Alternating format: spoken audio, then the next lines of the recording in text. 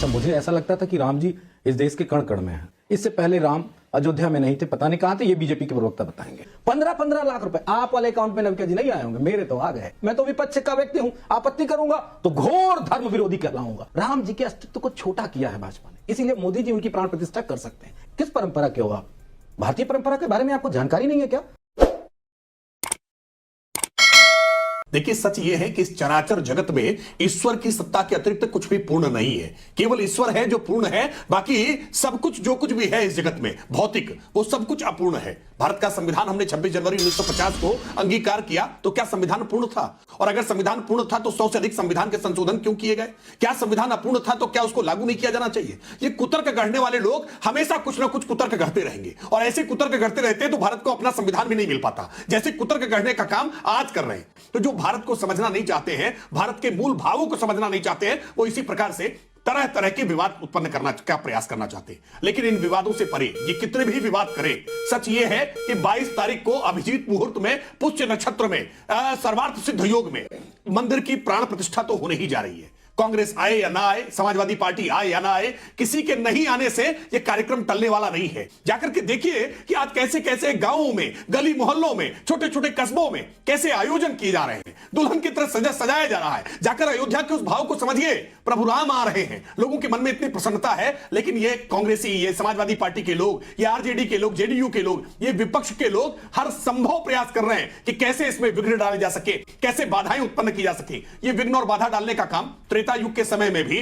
द्वापर युग के समय में भी आसुरी शक्तियां किया करती थी। जब भी कोई अच्छा काम होता था, कोई यज्ञ होता था, हवन होता था, शुभ कार्य होता था, तो अस्थियां ले जाकर के डाल देते थे। यह आज बयानों की अस्थियां इसी तरह से डाल करके इसको सोचने का प्रयास कर रहे हैं कि कभी कभी कहेंगे कि चंदे में घोटाला कर दिया, जमीन में घोटाला कर दिया, तमाम प्रकार के आरोप लगा करके कैसे इस पूरे पवित्र कार्य पर कलंक लगाया जा सके, सवाल खड़े कर रहे हैं। लेकिन मैं आपको बहुत धन्यवाद करूंगा, आभार करूंगा नाविका जी ने, आपने इनके सारे झूठ के आज परखच्चे उड़ा दिए हैं। हाँ, कांग्रेसी नाराज है, वो परेशान है, वो जानते हैं कि आज जो राममय वातावरण बना है ना, जो आज पूरे देश में महोत्सव का वातावरण बना है, इसका कहीं चुनावी लाभ भाजपा को ना मिल जाए, इसलिए बौखलाए हुए हैं, इसलिए परेशान है। हम क्या कह रहे हैं, प्रभु राम की शरण में आ जाइए। ये बात मंदोदरी ने रावण को समझाई थी। बिल्कुल, और यही सवाल मैं मनोज यादव जी से पूछना चाहती हूं। मनोज यादव जी, कोई कह रहा है कि अभी नहीं, मुहूर्त तो अप्रैल में निकलता, अप्रैल में चुनाव होते और तब किया जाता, तो कहते ये चुनावी लाभ, अभी कह रहे हैं चुनावी लाभ।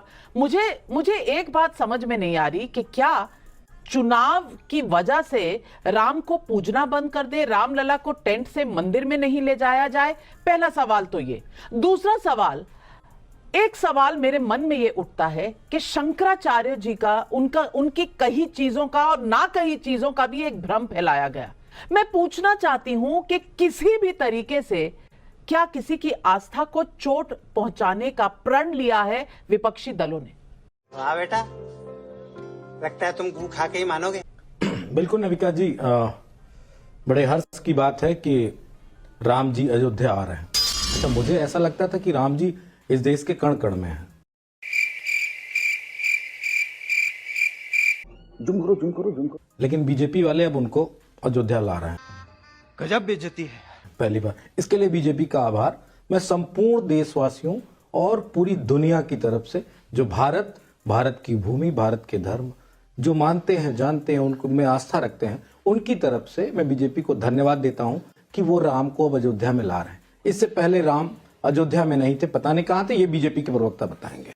तो इसका आंसर तो नहीं आता मुझे। लेकिन नॉन स्टॉप बोल रहे थे, मुझे लगा था कहीं ऐसा ना स्लिप ना हो जाए, कहीं न चले जाएं।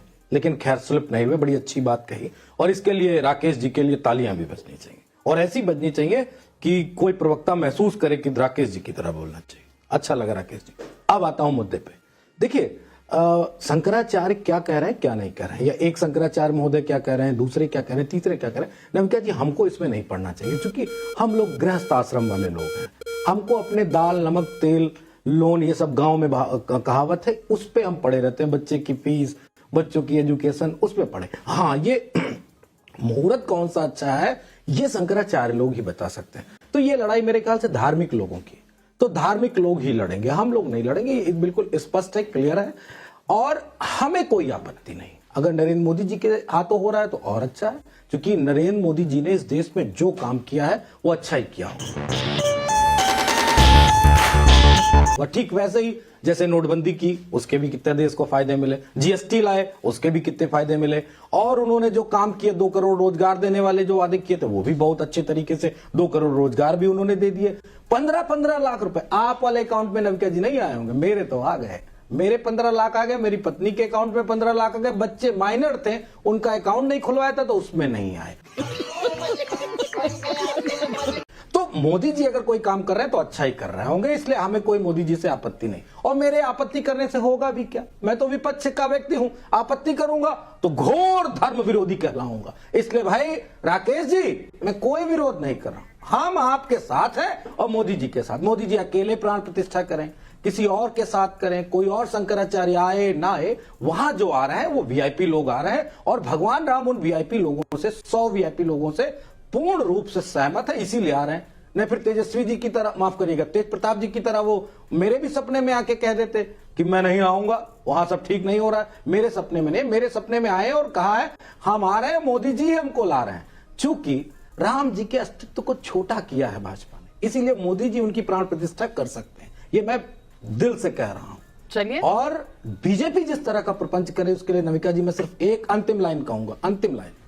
राकेश जी, जब हमारे घर पे अच्छा कार्य त्योहार होता है, धार्मिक कार्य होता है, तो हम अपने पड़ोसी को, अपने शत्रु को, अपने मित्र को, जो भी होता है उसके साथ संवाद करते हैं, बेहतर वातावरण बनाते हैं, कोसते नहीं हैं। किस परंपरा के हो आप? भारतीय परंपरा के बारे में आपको जानकारी नहीं है क्या? आप कोस रहे हो विपक्ष को और भगवान राम की प्राण प्रतिष्ठा हो रही है। इसका मतलब आप मानसिक रूप से अभी भी संतुलित नहीं हो।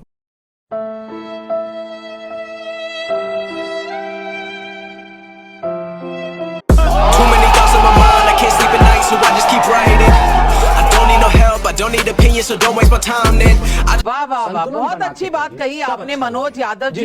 खत्म, bye bye, tata, good bye, गया। हाँ भाई, कैसी लगी? आगे स्वाद। अब बताइए मैं क्या करूंगा? एक बहुत सिंपल सी टिप आपके साथ शेयर करती हूँ। अपने हाथ को इस तरीके से रखिए। If you look at this from your side, आपका लेफ्ट हैंड आपको बी के जैसे दिखेगा और राइट हैंड आपको डी के जैसे दिखेगा। B and D. B for थोड़ी मदद रखिए। वे मैं थो तेरा मन पर